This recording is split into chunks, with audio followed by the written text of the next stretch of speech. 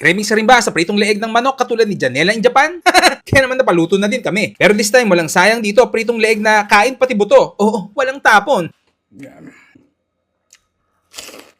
Ganito to. Una ay hugasang mabuti ang mga leeg ng manok, siguraduhin malinis at walang dulas ito. Tulad nito, oh.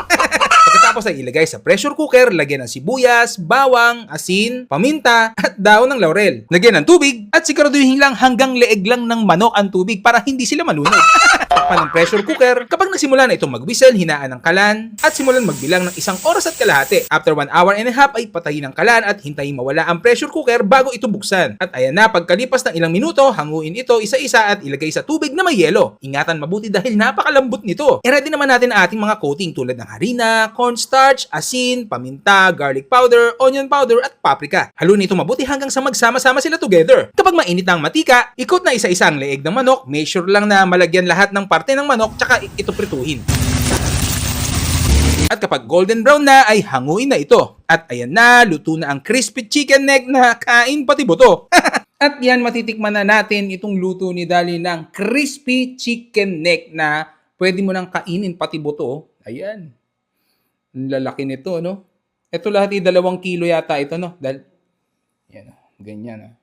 Yan, syempre kasama natin, meron yan tayong sasawsawan dito na ayan, no? Sili na may pipino, sibuyas, may konting bawang yata ito. Tapos, syempre, ang Mang Tommy. At syempre, wag natin kalimutang uminom ng Grain Smart Rice Coffee, ang kapeng gawa sa brown rice. Yan. So, ang brown rice ay low in calorie at mataas sa high fiber. Mataas na high fiber pa. So, mas matagal yung busog natin kapag ito uminom tayo nito.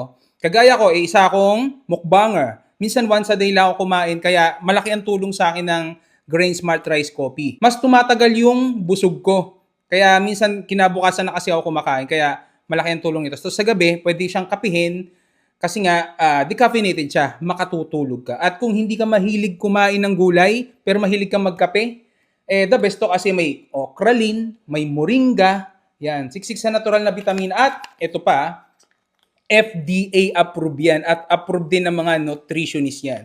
Kaya kung ano yung nakita nyo dito, paniguradong narito yan. So sa mga gustong bumili nito, black apps, blue apps, at saka orange apps lang. O kaya mag-message kayo sa page ko, naka-auto-reply na yan.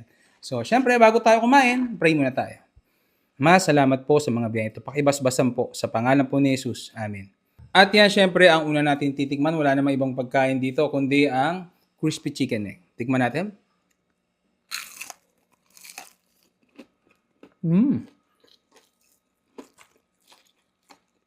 Pwedeng kainin pati yung